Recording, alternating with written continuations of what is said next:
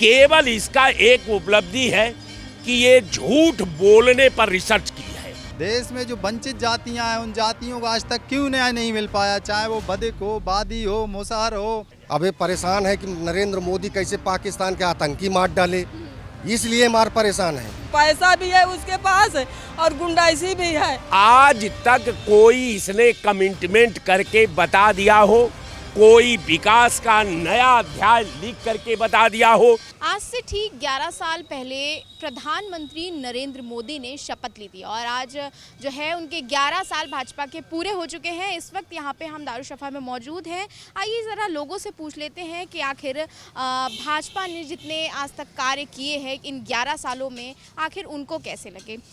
Sir, आपको जो है भाजपा के 11 साल पूरे हो चुके हैं, भाजपा के कार्यों में ऐसा आपको क्या लगा, क्या अच्छा लगा, क्या बुरा लगा?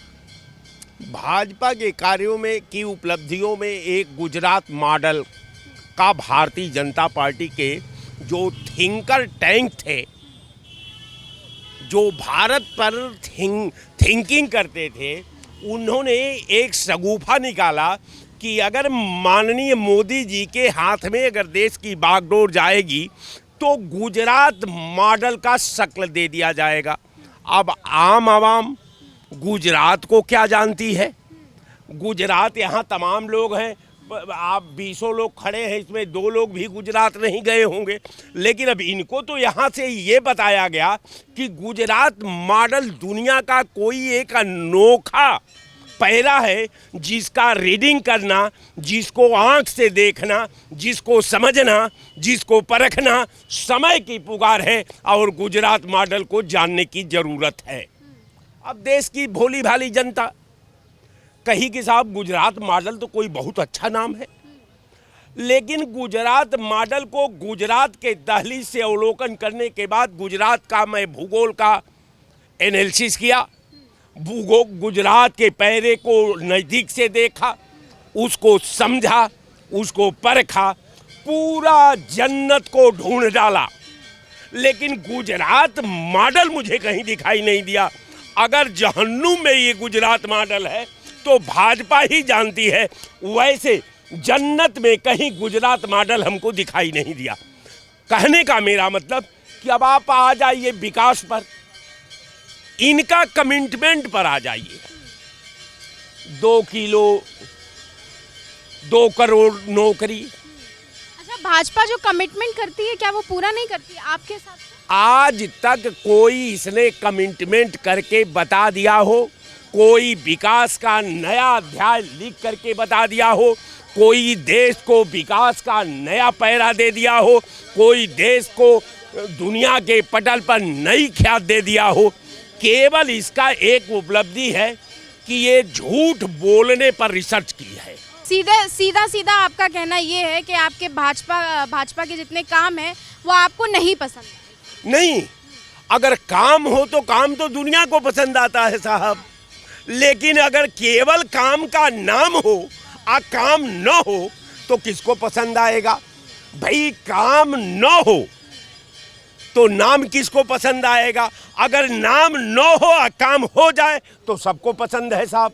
तो कहने का मेरा मतलब कि मैं बार बार ये कहता आया हूँ कि भारतीय जनता पार्टी से जो आवाम हिंदुस्तान की, जो भारतीय जनता पार्टी के त्याग में, तप में, तपस्या में, बलिदान में भारत की आभा को अछूत देखना चाहती थी, आज वो आवाम जो है दुनिया के मानचित्र में परिवर्तन भारत का, आज अलग थलग पड़ा हुआ देश किसी क्षेत्र में डेवलपमेंट न कर रहा हो, वही मोदी जी की हिस्ट्री को बगल में फिट करके भारत आने वाला कल में अंग्रेज के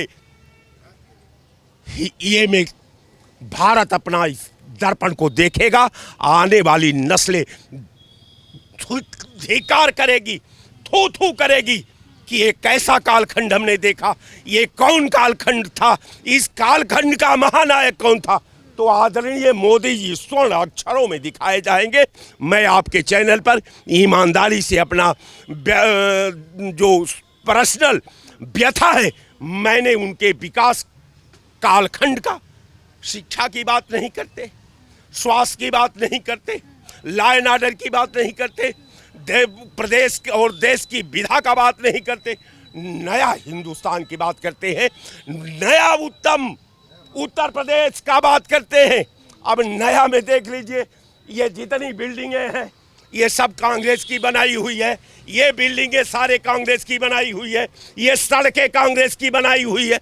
अब इन नया भारत में अगर जन्नत में ये अगर 11 साल का कालखंड का अगर निर्माण हुआ होगा तो हे अल्लाह अब इन लोगों को आप ही सद्बुद्धि दे कि इन लोगों के दिमाग का संतुलन बनाए रखे। जय हिंद।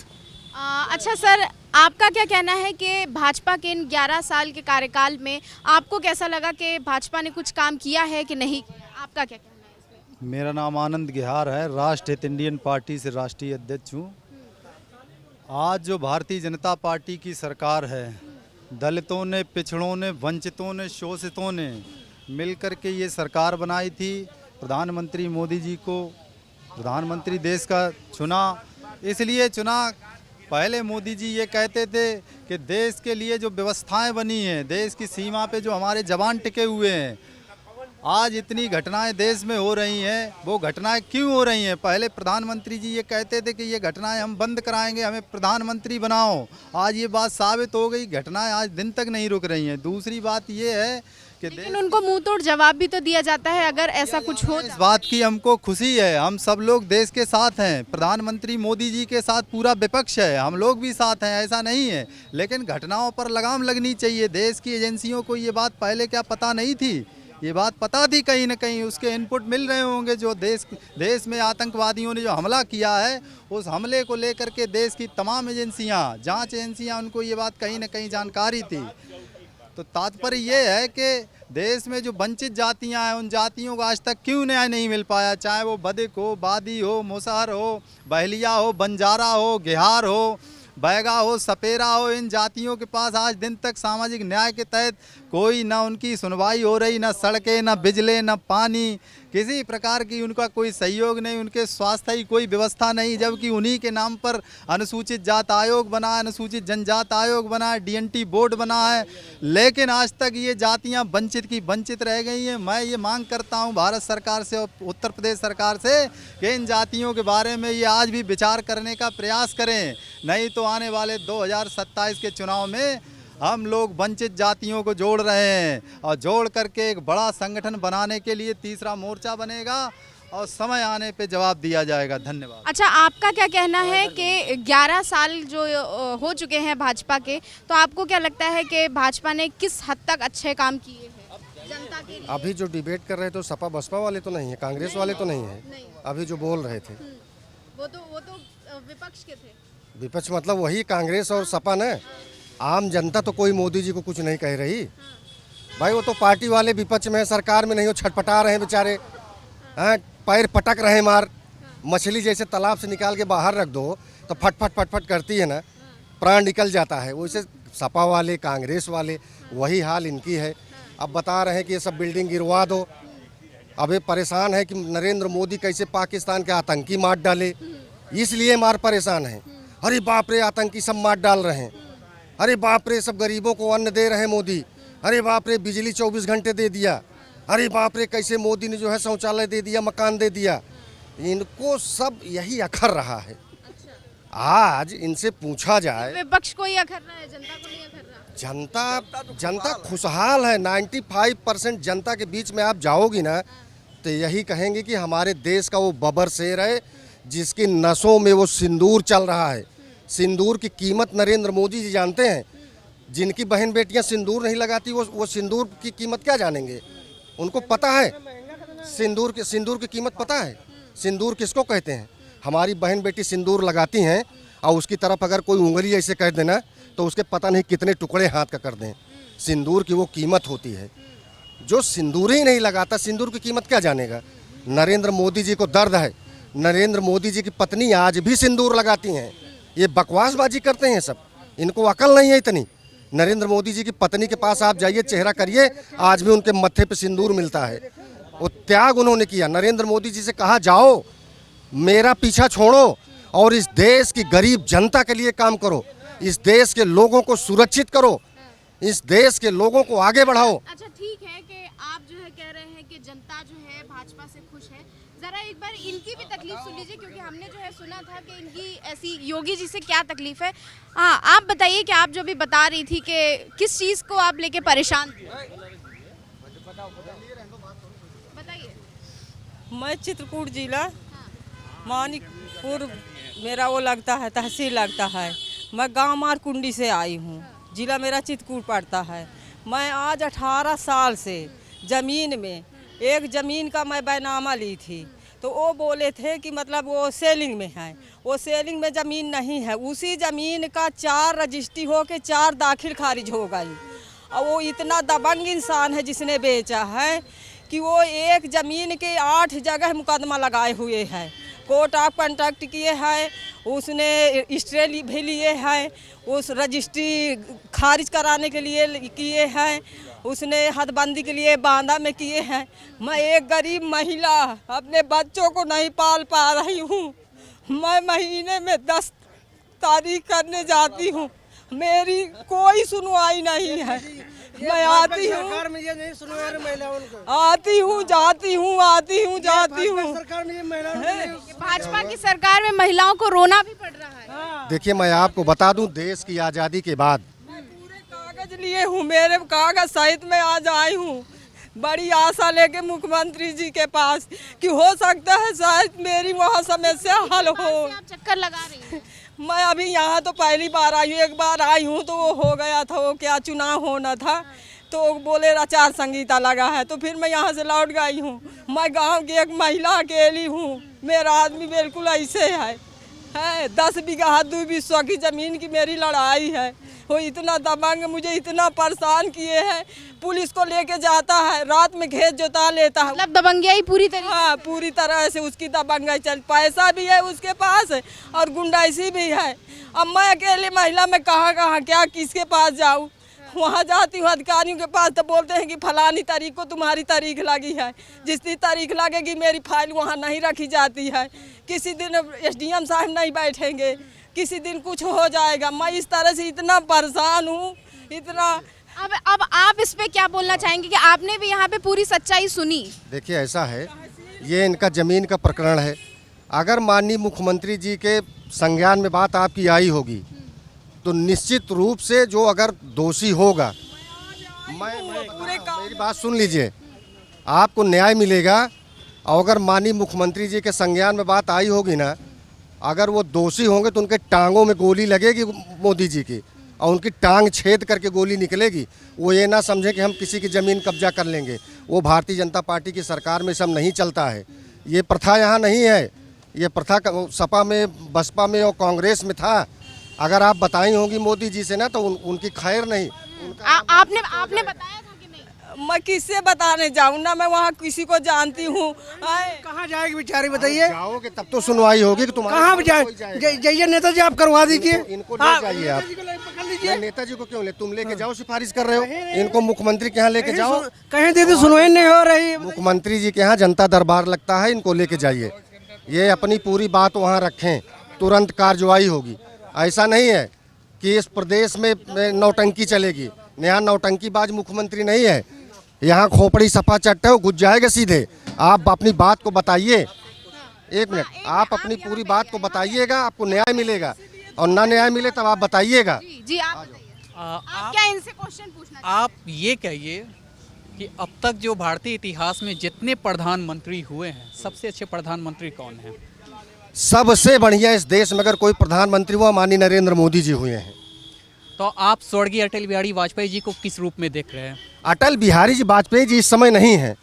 आप जो प्रेजेंट में है उसकी बात करिए। नहीं, ये इतिहास है। भारत जो है, जो विश्व में प्रख्यात है, अपने इतिहास को, अपनी संस्कृति को लेके विख्यात है। माननीय और एक अटल क्वेश्चन और बिहारी आपसे है, जो सिंदूर का जो माननीय प्रधानमंत्री जो बोलते हैं, पुलवामा अटैक हुआ था, और आपके ही पूर्व रक्षा मंत्री, एक मिनट, आपके ही पूर्व रक्षा मंत्री यशवंत सिन्हा जी ने एक इंटरव्यू दिया था कि ये जो पुलवामा अटैक था वो कई बार कश्मीर भी गए, वहाँ पे DSP देवेंद्र सिंह करके हुआ करते थे, जिनको RPF ने वहाँ पे देखा था, आतंकवादियों के साथ उसके बाद वो कहाँ गए, उन पे कार्रवाई हुई नहीं हुई, वो सब चैप्टर क्लोज। मैं आपसे पूछना चाहता पहलगाम हूं। वाला जो ये अटैक हुआ है, तो माननीय यशवंत सिन्हा जी ने ये क्लियर स्टेटमेंट दे दिया है कि जैसे पुलवामा का कोई जांच नहीं हुआ, वैसे पहलगाम का भी कोई जांच नहीं होगा। देखिए हिंदुस्तान में सब, अगर आप मैं आपको बोलेंगे, बता दूं। वीडियो मेरे पास है, नहीं, नहीं, माननीय यशवंत सिन्हा जी है, का। मेरे पास सब है,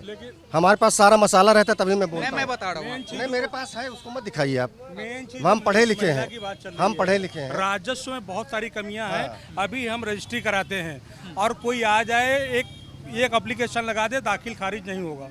और कभी तहसील में अधिकारी बैठते नहीं, आदमी 10-10, 12-12 साल परेशान है, दाखिल खारिज नहीं हो रही है। ये कमियां दूर करने अभी वो महिला आई है ज़मीन के लिए। हम लोग राष्ट्रीय, ये पुलवामा और ये पहलगाम ये राष्ट्रीय मामला है, लेकिन उनका अभी के जो जनता का मामला है वो लेके आई है बेचारी। सच्चाई यही है कि आप चले जाइए तहसील में, रजिस्ट्री कराइए, कोई कागज़ नहीं है, मैं चला जाऊं और लिखा दूं कि दाखिल खारिज नहीं हो, इसमें मेरा भी हिस्सा है, तुरंत उस पर रोक लग जाएगी। 10-10, 12-12 साल आदमी परेशान है, दाखिल खारिज नहीं हो रही है, जनता इसमें परेशान है, अधिकारी बैठते ही नहीं तहसील में। अभी देखिए, जनता परेशान है। अब आप मैं आपको बता दूं, ये भारत है, ओपन अदालत है ये। एक मिनट, ये ओपन अदालत है। ओपन अदालत में क्या है, आप भी जाएंगे, मैं आपके खिलाफ जाऊंगा, आप मेरे खिलाफ, कोई मना नहीं करेगा, लेकिन वो प्राथमिकता पे सुना जाएगा। आप जाइए अदालत में, आप अदालत जाएंगे नहीं और उसके बाद तारीख पे जाएंगे नहीं। रजिस्ट्री होने के पहले तहसील के जो सारे अधिकारी हैं, रजिस्ट्रार्ड हैं, वो सारे लोग चेक करते हैं। अगर सब कुछ है तो रजिस्ट्री होती है, अगर रजिस्ट्री हो गई तो दाखिल खारिज होना चाहिए, बगैर जांच की रजिस्ट्री नहीं होनी चाहिए। और एक एक जमीन के 4-4, 6-6 रजिस्ट्री हो जा रही हैं, ये तो अंधा कानून है, ये अंधा कानून है। उस आदमी ने गाड़ी चढ़ा के मारा, मादर चौथ की गाली दिया। एसडीएम साहब समझौता के लिए बुलाए थे। मैं आपसे बताऊं, मेरी जान बस नहीं निकल रही है कि मैं अपनी जान निकाल दूं। उसने वो एसडीएम साहब बुलाए थे समझौता के लिए, दोनों में समझौता किए तो बोले कि तुम अपने वकील से वो नहीं लिखाना, अब मैं तुम्हारा वो कर दूंगा, समझौता कर दूंगा। एक तरीके से धमकी भी दी जा तो मैं जब वो निकली हूँ वहाँ से तहसील से, तो फोटो कॉपी करा रही थी, तो वो आदमी पकड़ के, मैं FIR लिए हूँ, मेरी झूठी FIR लिखाता है। वो खेती में आज 18 साल से जोत बो रही हूँ।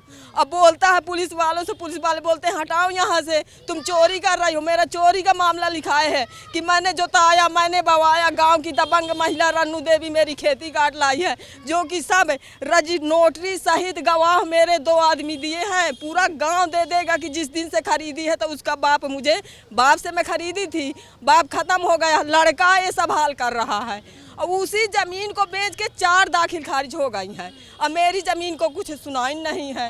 मैं आती हूँ, जाती हूँ। आपकी दाखिल खारिज हुई थी? दाखिल खारिज नहीं हुई थी, रजिस्ट्री है। दाखिल खारिज में रोक लग गई थी, आपत्ति लग गई थी। के नाम ही चढ़ी है वो जमीन, लड़के ने दाखिल खारिज नहीं करे। हाँ, क्या नाम है लड़के का? लड़के का विकास मिश्रा है। विकास मिश्रा। अब बताइए, रजिस्ट्री हुई, दाखिल, अभी जो भाई साहब कह रहे थे बिल्कुल सही बात कह रहे थे। अब उसने, बाप ने रजिस्ट्री कर दी, बाप मर गया, जमीन कब्जा मिल गया था तुमको? हाँ, कब्जा में खेती करती चली आ रही हूँ, अभी आज भी किए हूँ।